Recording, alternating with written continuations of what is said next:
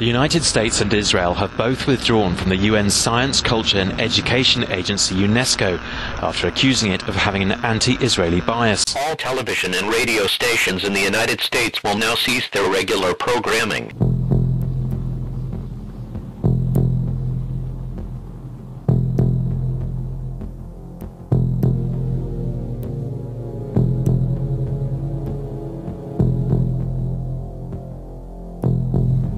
With Trump promising to move the U.S. Embassy to Jerusalem and also to make Jerusalem the undisputed capital of Kenite-occupied Israel, on top of Henry Kissinger saying earlier this week while sitting next to Trump in the Oval Office that, quote, the opportunity to build a constructive, peaceful world order is very great, keeping in mind that Trump said last month that he wanted to, quote, make the United Nations great, and also that he announced he was pulling the U.S. out of the UN's climate change agreement earlier this year. With all that in mind, it'd be a good idea for us to study Daniel chapter 8 verse 8 as well as Daniel chapter 11 verse 20. Those two verses having to do with the same time frame previous to the woe of the fifth trumpet, which is when the one world political system emerges. We're not in a one world political system yet. It's not until Satan and his angels are cast from heaven unto the earth that political beast written of in Revelation chapter 13 rises up out of the sea, which is symbolic of the peoples of the world. So with all that in mind, we're going to go back through the Daniel 11 hypothesis, appendix number 4, which was originally published November 4th, 2016. So at this time, I'm going to play the audio of that, and let's just see how much of it corresponds to what we've seen happen since then. You're listening to the last radio station on Mark 13 Records.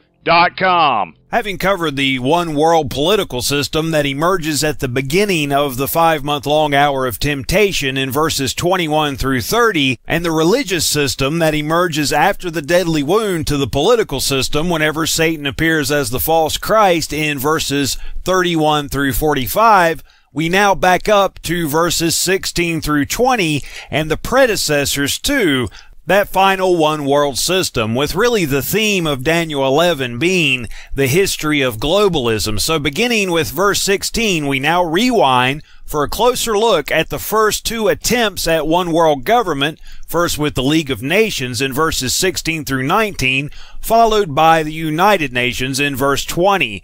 But he that cometh against him shall do according to his own will, and none shall stand before him. And he shall stand in the glorious land which by his hand shall be consumed. And here we see the League of Nations personified. The glorious land here is, of course, the land of Israel, and it was Article 22 of the Covenant of the League of Nations, along with the Balfour Declaration, that paved the way for the fig tree generation to begin in 1948, with the State of Israel coming into being, Kenite-occupied Israel in 1948. Recognized by both the King of the South, the United States, that is to say, Manasseh, as well as the King of the North in 1948. The United States and the Soviet Union, the two superpowers, that is to say, Jacob and Esau.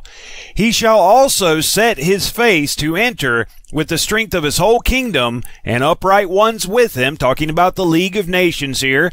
Thus shall he do, and he shall give him the daughter of women, corrupting her, but she shall not stand on his side, neither before him. When you look up this word daughter in your Strong's Concordance, you will find over and over again, daughter of Zion, daughter of Jerusalem, daughter of Judah, daughter of my people, Jerusalem. And again, Article 22 of the Covenant of the League of Nations was mandatory Palestine. After this, he shall turn his face unto the isles, and shall take many. The League of Nations had 42 founding members, excluding the United States of America. 16 of them left or withdrew from the international organization. The Kingdom of Yugoslavia was the only founding member to leave the League and return to it later, and remain so a member until the end. In the founding year, 6 other states joined. Only 2 of them would have a membership that lasted until the end. In later years, 15 more countries joined. 3 memberships would not last until the end. Egypt was the last state to join in 1937. The Union of Soviet Socialist Republics, Esau, that is to say, the King of the North, was expelled from the League on December 14, 1939. 5 years after it joined on September 18, 1934.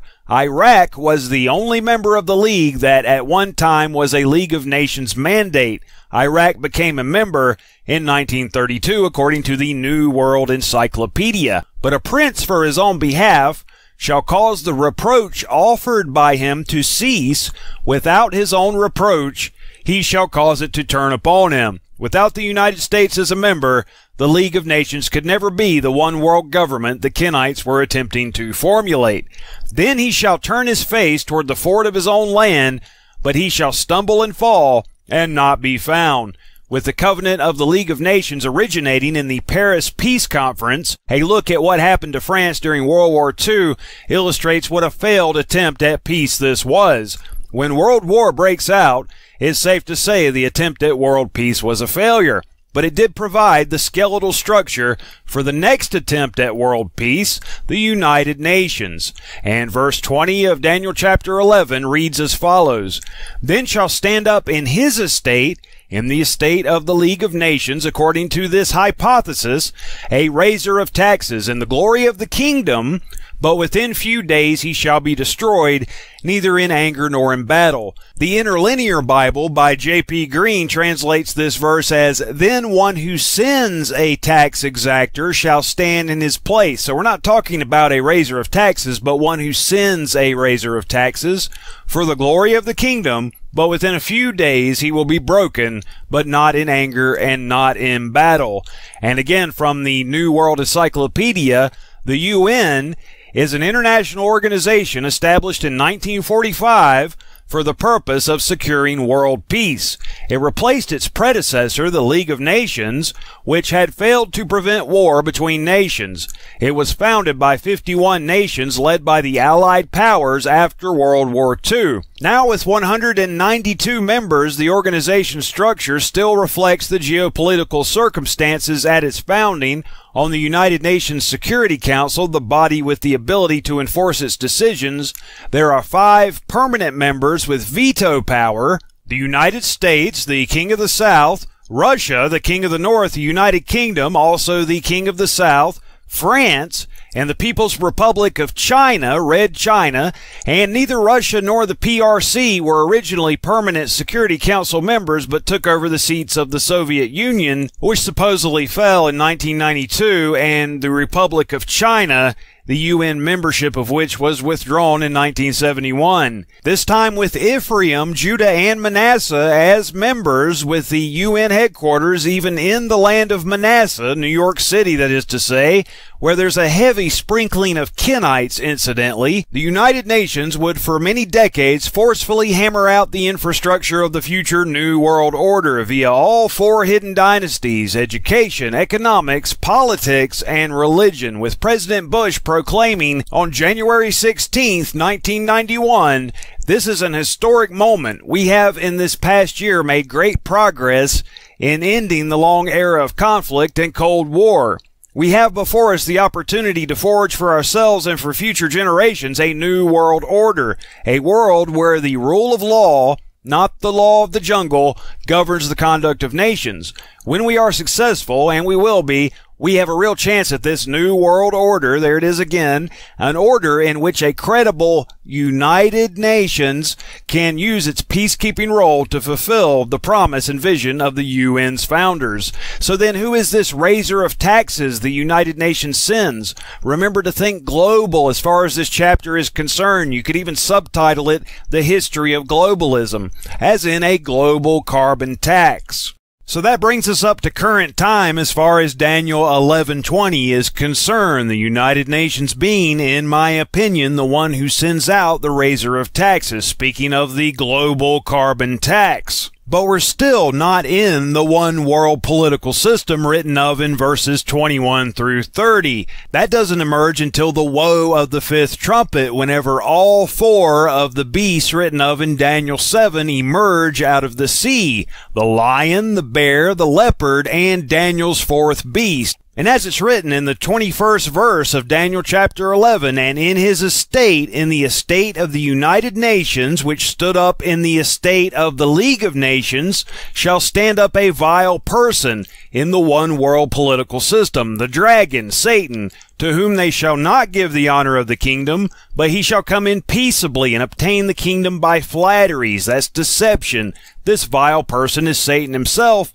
once he's cast from heaven to the earth at the woe of the fifth trumpet. As it's written in Revelation 12, starting with verse 7, and there was war in heaven, Michael and his angels fought against the dragon, and the dragon fought and his angels, and prevailed not, neither was their place found any more in heaven. And the great dragon was cast out, that old serpent called the devil and Satan, which deceived the whole world. He was cast out into the earth, and his angels were cast out with him. So Daniel 11:21 through 30 covers the first half of the 5 months, the political, beginning with Satan and his angels being cast to the earth at the woe of the fifth trumpet, and Daniel 11:31 through 45 covers the religious system, the last half of the 5-month period. There are 4 stages of the locust army given in the book of Joel. In the Hebrew, they are the Nar, the Swarmer, the Devourer, and the Consumer. The locust army are exclusively the fallen angels, so these 4 stages would have to occur during the 5 months. We've seen types, but those are just types. The real McCoy are Satan's angels that are cast out of heaven with him at the beginning of the 5 months. The first 3 stages most likely occur in the first half of the hour of temptation. The 4th and final stage begins when Satan appears at the 6th seal, the 6th trumpet, and the 6th vial. The entire timeline of the 5-month-long hour of temptation is outlined in Daniel 9:27, where it says, and he, Satan, shall confirm the covenant with many for 1 week, and in the midst of the week, which is the 6th seal, the 6th trumpet, and the 6th vial, he shall cause the sacrifice and the oblation to cease, these sacrifices nowadays being sacrifices of love and of our time through Christ to the Father. He'll cause that to cease because they'll cease to worship the true Christ. They'll begin to worship the devil at that time. And for the overspreading of abominations, he shall make it desolate, because he's the desolator, even until the consummation, and that determined shall be poured upon the desolate, even until the 7th trumpet, the 7th vial, which is poured out into the air upon the desolator, is how that should be translated, desolator rather than desolate, and within the time frame of the 7th seal, that half hour, 2.5 months, is half of 5 months. And this covenant is the covenant of a one-world political system. That first beast written of in Revelation 13, where the first verse, properly translated, makes it totally clear that the one-world political system does not emerge until Satan and his angels are cast from heaven to the earth at the woe of the 5th trumpet. And it reads as follows, being properly translated. Check this out in your companion Bible. Bullinger makes the note that it should say he stood. In the note on chapter 12, verse 17, he stood on the sand of the sea. The subject of Revelation 12:17 being the dragon. Remember, he was cast out of heaven in Revelation 12. And the dragon stood on the sand of the sea, and I saw a beast rise up out of the sea, having 7 heads and 10 horns, and upon his horns 10 crowns, and upon his heads the names of blasphemy. And remember, those 10 horns were part of Daniel's 4th beast, which is exclusively supernatural. And if you read Daniel 7 carefully, you'll see that that 4th beast is sentenced to perish. Only Satan and his angels are damned. Everybody else has an opportunity during the millennium to get their act together and stand against Satan after the 1,000 years are finished, whereby they don't go into the lake of fire, where they are blotted out of existence. And as it's written in Revelation 17:12, these 10 fallen angel kings receive power as kings 1 hour with the beast, the 5-month-long hour of temptation. The reason this one-world political system is so successful at first may be due to the flying vehicles of the fallen angels written of in Revelation chapter 9, verse 9, being used to portray a clear and present external threat to the human race, causing all nations to join together in a one-world government to, quote-unquote, save the world.